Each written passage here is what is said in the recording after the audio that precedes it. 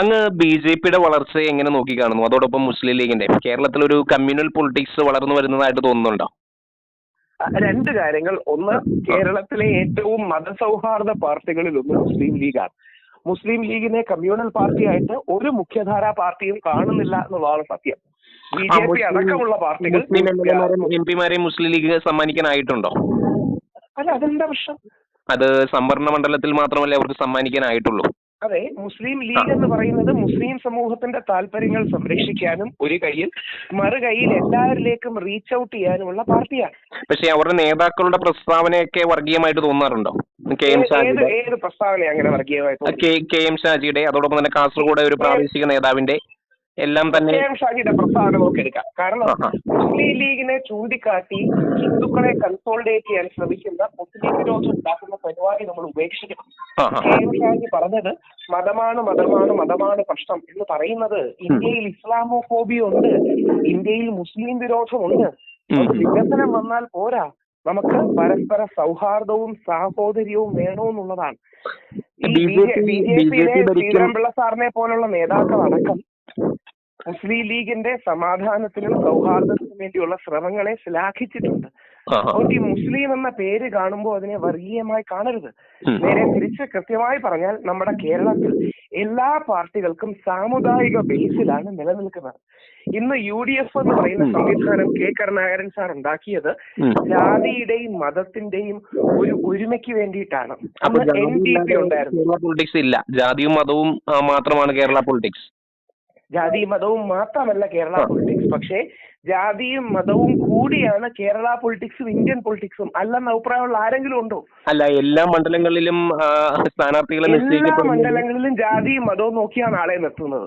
ഒന്നുകൂടെ പറയാം, എല്ലാ മണ്ഡലങ്ങളിലും എല്ലാവരും എല്ലാം സമ്പൂർണ്ണമായിട്ട് ശരിയാണ്. ഗുരുവായൂർ ഗോപാലകൃഷ്ണൻ പറഞ്ഞതെല്ലാം സമ്പൂർണ്ണമായിട്ട് ശരിയാണ്. അവിടെയാണ് കൃത്യമായിട്ടാണ് പറയുന്നത്. എല്ലാ മണ്ഡലങ്ങളിലും ജാതിയും മതവും നോക്കിയാണ് ആൾക്കാരെ നിർത്തുന്നത്.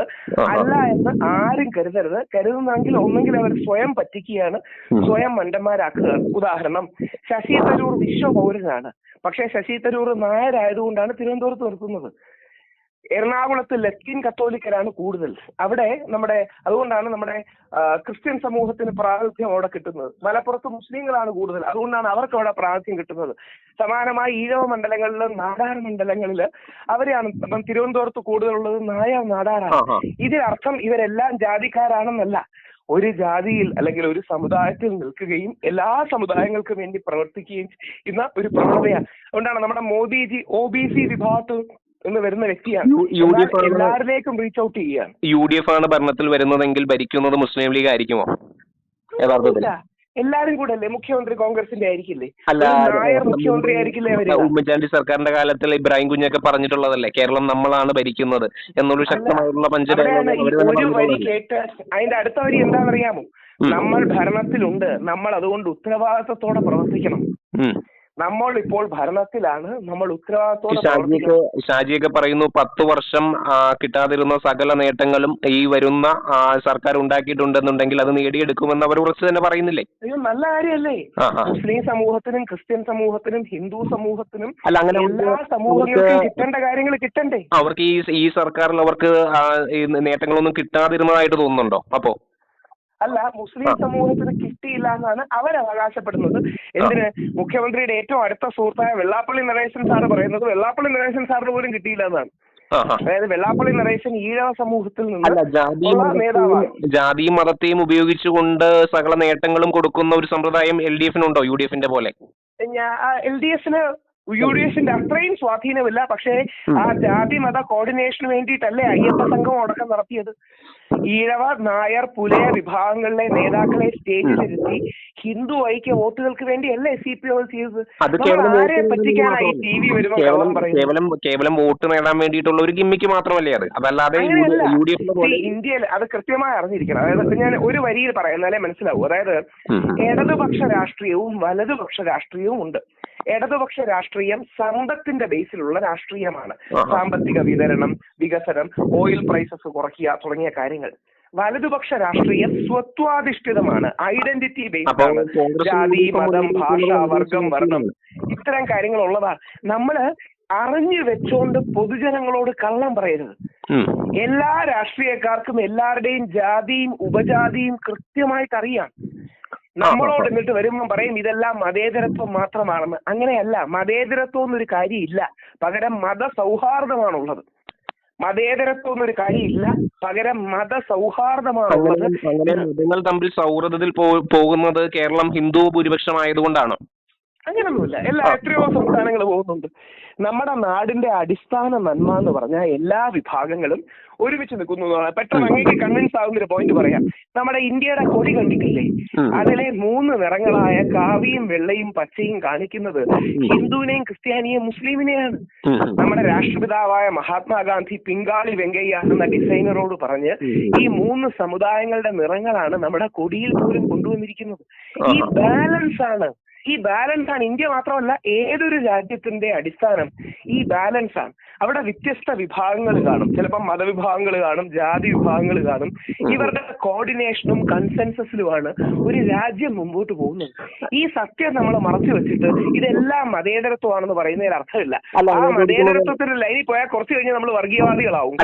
വേറെ കൊണ്ടല്ല, നമുക്ക് മനസ്സിലാവും അങ്ങനെയല്ല അത് വർക്ക് ചെയ്യുന്നത്. ഞാൻ ചോദിക്കുന്നത്, നമ്മൾ സ്വാഭാവികമായിട്ട് എല്ലാവരും മതസൗഹാർദ്ദത്തിന്റെ ഭാഗമായിട്ട് ഒരു പ്രതീകമായിട്ട് കാണിക്കാറുള്ള ഒരു ചിത്രമാണ് ആ ഒരു പള്ളിയിലച്ഛനും ഒരു ഉസ്താദും ഒരു സ്വാമിയും പരസ്പരം ആലിംഗനം ചെയ്യുന്നത്. അപ്പൊ ഇങ്ങനെ ഇതൊക്കെ തുറന്നു കാണിക്കണമെന്നുണ്ടെങ്കിൽ ഇതൊന്നും ഇല്ലാത്തത് കൊണ്ടല്ലേ നമുക്കിതൊക്കെ തുറന്നു കാണിക്കേണ്ടി വരുന്നത്? ഇതൊന്നും കോമൺ അല്ലാത്തത് കൊണ്ടല്ലേ നമുക്കിതൊക്കെ തുറന്നു കാണിക്കേണ്ടി വരുന്നത്? ഇതൊക്കെ ഇതെല്ലാം നമ്മുടെ മണ്ണിൽ അന്തർലീനമായി കിടക്കുന്നുണ്ട്. പക്ഷെ അതിനെ വളർത്തിയെടുക്കാനുള്ള ഉത്തരവാദിത്തം നമുക്കാണ്. അതുകൊണ്ടാണ് ഞാനൊക്കെ പലപ്പോഴും പറയുന്നത് അയ്യപ്പൻ വാവർ വെളുത്ത, അതായത് അയ്യപ്പൻ ഹിന്ദുവാണ്, വാവര് മുസ്ലിമാണ്. തന്നെ ശക്തമായിട്ടുള്ള ഒരു വികാരമൊക്കെ ഇന്ന് കേരളത്തിൽ തന്നെ രൂപപ്പെട്ടിട്ടില്ലേ? കേരളത്തിലെ ഒരു അയോധ്യ എന്നുള്ള രീതിയിൽ അതിനെ തകർക്കാനുള്ള ഒരു ശ്രമം പോലും രൂപീകരിക്കപ്പെട്ടിട്ടില്ലേ? അതിനും വൻ പിന്തുണ കിട്ടിയിട്ടില്ലേ കേരളത്തിൽ? അയോധ്യ ശ്രീരാമന്റെ നഗരിയാണ്. ശ്രീരാമന്റെ പേരിൽ സ്പർദ്ധ ഉണ്ടാക്കാതിരുന്നാൽ മതി. ശ്രീരാമൻ ഇന്ത്യക്ക് രാമരാജ്യം വേണമെന്ന് പറയുന്നത് മതസൗഹാർദ്ദത്തിന് വേണ്ടി വെടിയേറ്റ് മരിച്ച മഹാത്മാഗാന്ധിയാണ്. അതായത് ഇന്ത്യയിൽ രാമരാജ്യം വേണമെന്ന് പറയുന്നത് ഹിന്ദു ആക്ടിവിസ്റ്റ് ആയ ഹിന്ദു മുസ്ലിം ഐക്യത്തിന് വേണ്ടി പ്രവർത്തിച്ച, ഹിന്ദു മുസ്ലിം ഐക്യത്തിന് വേണ്ടി വെടിയേറ്റ് മരിച്ച ലോകപുരുഷനായ യുഗപുരുഷനായ നമ്മുടെ മഹാത്മാഗാന്ധിയാണ്. അപ്പൊ അദ്ദേഹത്തോട് ചോദിച്ചു രാമരാജ്യം എന്താണെന്ന്. അദ്ദേഹം പറഞ്ഞു യേശുവിന്റെ സ്വർഗരാജ്യവും ഖലീഫയുടെ സ്വപ്നരാജ്യവുമാണെന്ന്. ഈ ബാലൻസിലാണ് കളി. എന്താ പ്രശ്നം എന്നറിയാമോ? നമുക്ക് പലപ്പോഴും പറ്റുന്നത് ഒന്നെങ്കിൽ നമ്മൾ കടുത്ത മതേതരവാദിയാകും, അല്ലെങ്കിൽ കടുത്ത വർഗീയവാദിയാകും. ഇതിന്റെ രണ്ടിന്റെ ഇടയ്ക്ക് ഒരു പാതയില്ലേ? ഇതിനെയാണ് മധ്യമാർഗം എന്ന് പറയുന്നത്. മോദിജി ഇതിനെ വിളിക്കുന്നത് ഇങ്ങോട്ട് പോകാനോ വളരെ എളുപ്പമാണല്ലോ. അതുകൊണ്ടാണ് രാജ്യത്ത് കലാപങ്ങളും അതോടൊപ്പം തന്നെ വർഗീയ സ്ഫോടനങ്ങളും എല്ലാ കാര്യങ്ങളും നടക്കുന്നത് അല്ലേ? അതുകൊണ്ടല്ല, മധ്യപാതയിൽ നിൽക്കാത്തതുകൊണ്ടാണ്. മധ്യപാതയിൽ നിന്ന് വ്യതിചലിച്ചു പോകുന്നതുകൊണ്ടാണ് പ്രശ്നമാണല്ലോ. മധ്യപാതയിൽ നിന്നുകൊണ്ട് വഴുതി പോരാൻ വളരെ എളുപ്പമാണ്. അങ്ങോട്ട് പോകാനോ ഇങ്ങോട്ട് പോകാനോ വളരെ എളുപ്പമായത് കൊണ്ടാണ് ഈ പറയുന്നത്. മധ്യപാതയിൽ ആരെങ്കിലും നിൽക്കുന്നുണ്ടോ? അങ്ങനെ നിൽക്കുന്ന പരിചയമുള്ള ആരെങ്കിലും ഉണ്ടോ? മധ്യപാതയിൽ അല്ലാതെ നേരെ മറിച്ച് ഈസി ആയിട്ട് ഒന്നെങ്കിൽ കടുത്ത വർഗീയവാദിയോ അല്ലെങ്കിൽ കടുത്ത മതേതരവാദിയോ ആയി മാത്രം നിൽക്കുന്ന ആരെങ്കിലും അറിയാവൂ? അങ്ങനെ ഒരു പൊസിഷൻ ഇല്ല. അതൊക്കെ ചുമ്മാ പറയുന്നതാ. അതിനീ ചില ആൾക്കാർ BJPയുടെ കുറ്റമാണെന്ന് പറയും. അങ്ങനെയൊന്നുമില്ല. ഇന്ത്യയിൽ ഏറ്റവും വർഗീയത എന്ന് പറയുന്ന മുഖ്യമന്ത്രിമാരിൽ ഒരാള് ഹിമന്ത് ബിസ്വ ശർമ്മയാണ്. രാഹുൽ ഗാന്ധിയുടെ ഏറ്റവും അടുപ്പക്കാരനായിരുന്നു. മുൻ കോൺഗ്രസ്സുകാരനാണല്ലോ. അതെ, രാഹുൽ ഗാന്ധിയുടെ ഏറ്റവും അടുപ്പക്കാരനായിരുന്നു. അപ്പം ഇത് കോൺഗ്രസിന്റെയോ BJPയുടെയോ പ്രശ്നമല്ല, ഇതൊരു ലൈനാണ്, രാഷ്ട്രീയ ലൈൻ എന്നൊക്കെ നമ്മൾ പറയാറില്ലേ. ഈ മധ്യപാത എന്താ? ഞാൻ ഹിന്ദുവാണ്, എന്നാൽ മുസ്ലിമിനെയും ക്രിസ്ത്യാനിയെയും ഞാൻ കൂടെ കൂട്ടണം. അല്ലെങ്കിൽ ഞാൻ മുസ്ലിമാണ്, ഞാൻ ഹിന്ദുവിനെയും ക്രിസ്ത്യാനിയെയും കൂടെ കൂട്ടണം. ഞാൻ ക്രിസ്ത്യാനിയാണ്, ഞാൻ ഹിന്ദുവിനെയും മുസ്ലിമിനെയും കൂടെ കൂട്ടണം. നമ്മുടെ ഇന്ത്യയുടെ കൊടിയിലെ 3 നിറങ്ങൾ നോക്കിയാൽ മതി. ഇപ്പൊ അങ്ങേക്ക് കൺവിൻസ് ആവുന്നവർ പറയാം, ഏറ്റവും കടുത്ത BJPക്കാരനോട് ചോദിക്കുക കാവി പതാക വേണോ ത്രിവർണ്ണ പതാക വേണോ? എനിക്ക് ഉറപ്പുണ്ടാവും പറയും ത്രിവർണ്ണ പതാക മതി, കാര്യം ഇന്ത്യൻ കൊടിയാണ്.